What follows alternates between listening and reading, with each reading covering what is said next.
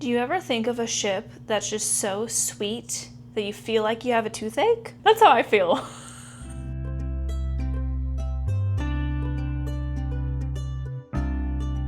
Hey, what's up everyone? Welcome back to the channel and to another video. So fun fact, on Twitter this week, today is the final day of Tankana week, and the final day was a free-for-all. You could really do whatever you wanted as far as prompts goes, and I decided why not make a YouTube video about them, because I haven't really gotten to talk about them a lot, and I do want to make like a scripted essay about them because I actually find their dynamic to be really interesting. But today is just going to be a yap about why I love this ship so much. So I'm actually going to try to start by talking about some anime related things that have already happened, and then when I get into the manga spoilers part, I will put a warning right there in case you are not a manga reader and you don't want to know what happens after the end of this most recent movie. You'll know when to stop. But before we dive into today's video, don't forget to like the video, subscribe to the channel, and leave your thoughts. Also, let me know what ship in Demon Slayer is your favorite. Just keep it respectful, because for some reason when it comes to ships, people can get kind of crazy. Now, it's so interesting, and I've been wanting to talk about this for a while because I bring it up quite a lot, and I always get accused of being very basic for liking this ship, and honestly, I don't care. I also love Katang. I feel like Tankana and Katang both live in very similar universes, but they're both ships that I love and adore a lot. Now, in case you didn't know, Tankana, aka Tanjiro and Kanao, in case you didn't know that that was their shipper name, they have been kind of hinted at since the first season. And there are a couple things that I noticed on a rewatch that made me realize that maybe Gotoge Sensei was trying to throw in a few hints here and there where if you blink, you miss them. And it doesn't really matter if you miss them because the show doesn't really focus much on romance. It doesn't really matter if you ship it or not, but they were kind of leaving little bits of information that might lead you to believe they could end up together so that it didn't fully come out of nowhere. So the first moment in season 1, and this is kind of a mix of moments, is the fact that every time Tanjiro sees Kanao, he can't take his eyes off of her. He's just very drawn in by her presence, and he always notices her very quickly. We see him notice her very quickly at final selection, and then when he is brought to the butterfly mansion later on in the season and she's standing there, he's staring her down. Now, Tanjiro at this point in the series is not really in tune with any type of romantic feelings at all. He's so laser focused on turning Nezuko back into a human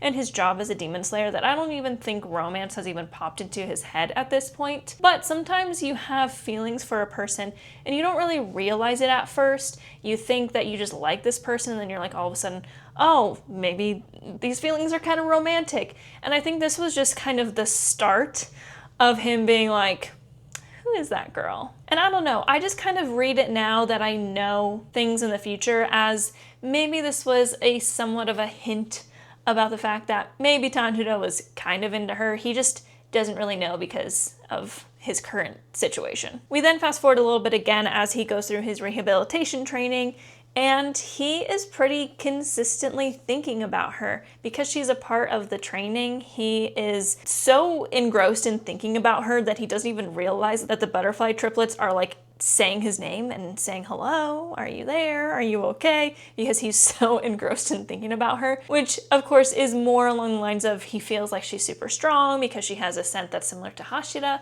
But again, you don't really see him like that with anyone else in the show outside of Nezuko, really. And again, these are just small moments that maybe are there to represent the fact that they might end up together, or maybe are just me reaching for things because there isn't a ton of content about them.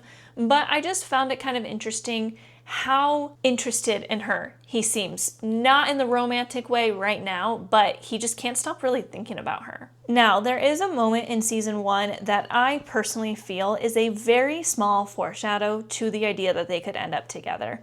And that is when we learn of Kanao's backstory, when she went through what she went through as a small child, and then Shinobu and Kanai kind of saved her, and Kanai is telling her to use the coin to make decisions, and then she specifically says something along the lines of, someday you'll meet a boy and that will open up your heart and you will learn to start not relying on your coin. And that's like the end of the backstory in that moment.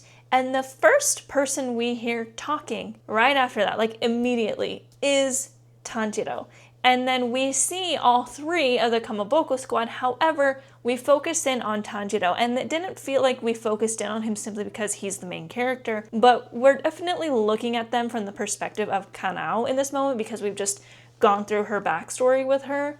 But I don't know, that just felt like a little bit of foreshadowing that maybe they could end up together, because it was very obvious to me. Kanai in her memory says, one day you're gonna meet a boy, your heart will open up to him, and then the first thing we hear is Tanjiro. And then add to it that the next episode is when Tanjiro and Kanao have this beautiful moment together where Tanjiro is trying to get her to listen to her heart a little bit more. He tosses her coin, and in that moment, the way her eyes shine and he runs away and smiles and she's clutching her coin to her chest is the first sign that I think that she is starting to notice him a lot more as well. And of course, throughout the show, like, her development is learning how to not be reliant on her coin to make decisions, and every time she wants to pull it out, guess whose voice is in her head?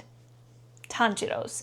Not Shinobu, not Kanai's, Tanjiro's, because he's the one who really broke through that wall in that moment. I think it's just really sweet. It's like he saved her, really, and he does that with a lot of characters. That's not exactly an abnormal thing for him to do, because we have this thing called the Tanjiro effect, where people just seem to change when they are around him because of the way he is. You just can't help but want to be a better person when you're around him.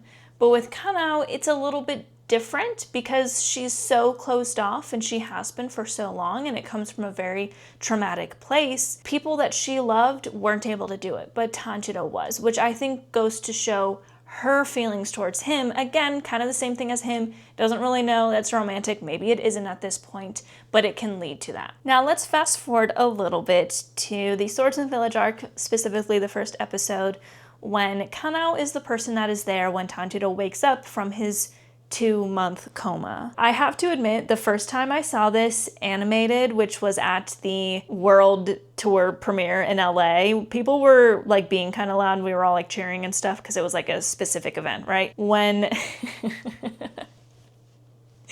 there's actually some video somewhere out there on the internet. I don't know if it got deleted. It probably did because it was a leak, but there when that scene popped up, someone was like cam ripping the movie, of course. And when she starts to smile and like little tears are in her eyes because he's awake, and she says like, thank goodness you're okay, like you're awake. The fact that she like dropped the vase, like she's very like, oh my gosh, like he's awake. Clearly very relieved over the fact.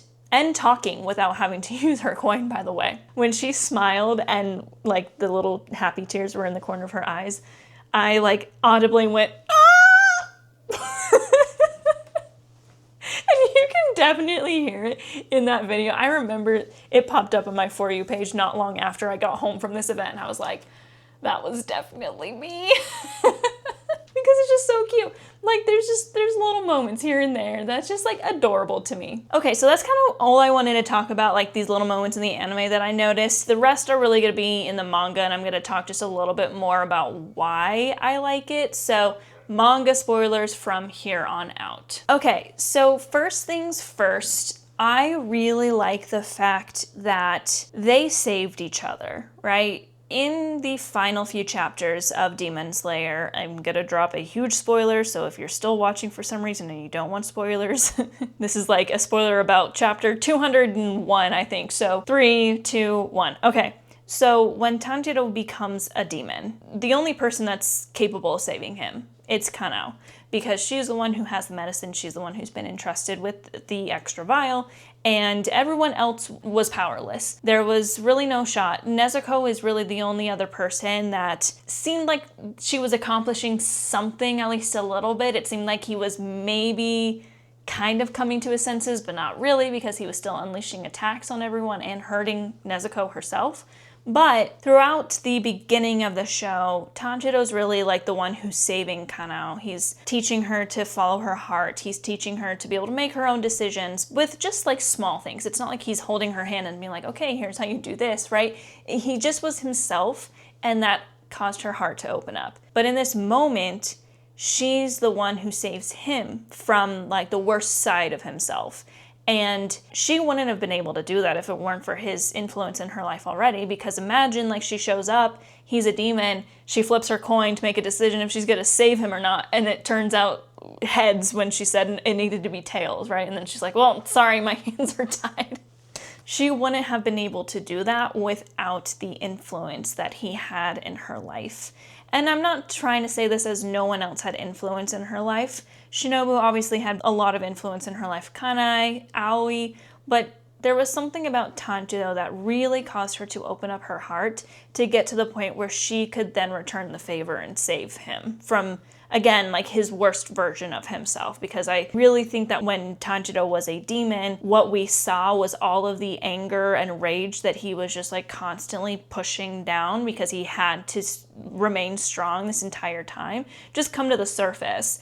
And it wasn't fully him. It was like Muzan was kind of controlling him and that sort of thing. But Kanao giving him the medicine wasn't just a physical save. It was a save that brought him back to them. There's just something so beautiful about the idea of someone like Kanao who didn't know what familial love was really until she met Shinobu and Kanai. And then even then, she didn't really know what to think of it, and then she lost them. To meet someone like Tanjiro, who comes from a history of having so much familial love that it was almost too much to the point of when he lost it all, he almost couldn't keep moving forward, and it was only Nezuko that could really keep him going. The fact that they find each other, I think, is just such a beautiful thing. I think that it allows Kanao to heal from her past, where she, you know, thinks that like parents are just these horrible people. She's never experienced anything outside of that. And Tanjiro is able to heal from his past and let go of the family that he had and make a new one.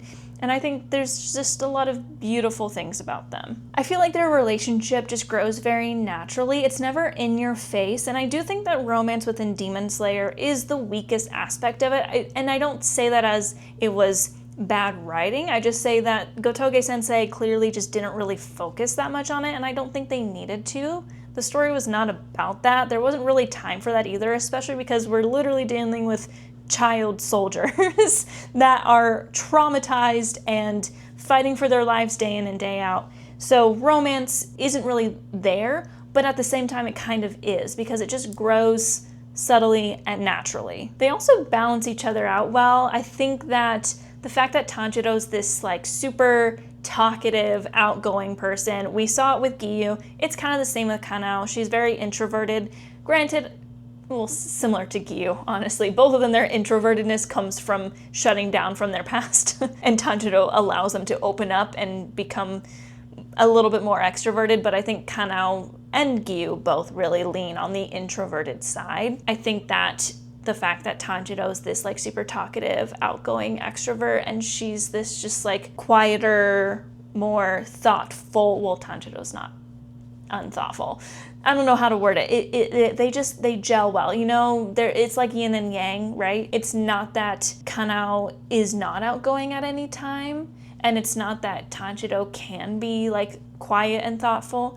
It's that it's kind of like the talker and the listener, and I just love that dynamic. Now, without a doubt, my absolute favorite thing about them, however, is the sun, water, flower. So Kanao's breathing form, of course, is flower breathing. Tanjiro has water, and then later on sun, and a flower cannot live without two things, and that is water and sun. And I feel like that alone leads me to believe that Gotoge, the whole time that they were writing the story, knew that they were gonna find their way together after everything was done. And while we don't get to see them really be a couple ever, we just see them holding hands in, what is his name? I can't even remember the ancestor's name. You know, he's thinking about meeting his great-great-grandparents, and we see them holding hands. They're clearly a couple. That was like the confirmation of it, right? But I just think that Gotoge the entire time knew that they were gonna end up together, and they gave us just these little plants, like the whole idea of flower and sun and water, and it just, the sun and the water creates an environment for the flower to bloom, which is what Tanjiro did for Kanao. And it's just so beautiful. Anyway, I'm just yapping. I really love them. I think they're just also very sweet. I will be very straightforward and say I tend to ship the ships that involve my favorite character the most, just because I think about it the most, because it has to do with my favorite character who I think about the most.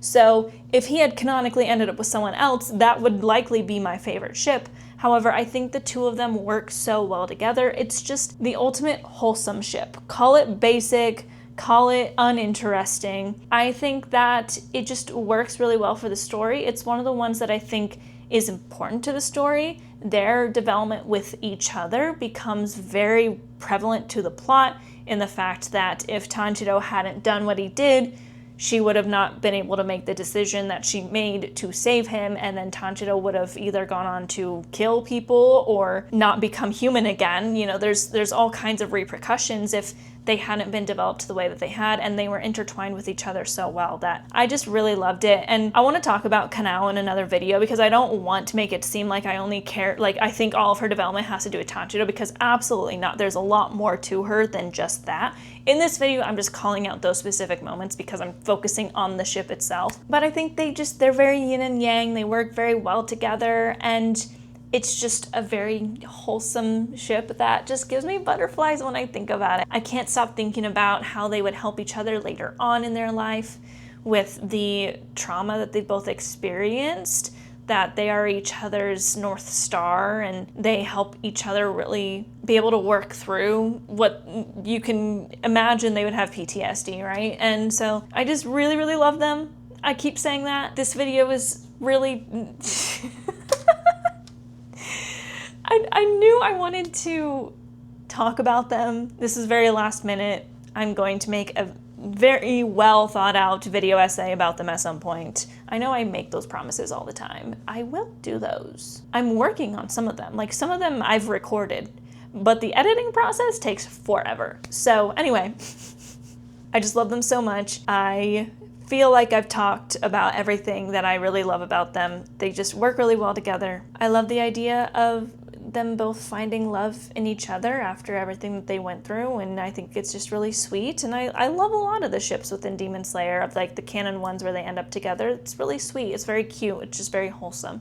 But that one is like the wholesome one that I feel like had a lot of small moments, and I think that's the main reason why I love them so much, is just how well they work together. And you know that like Nezuko absolutely loves Kanao, and they would be such great sisters. Just the idea of them being sister-in-laws is just like the greatest thing ever.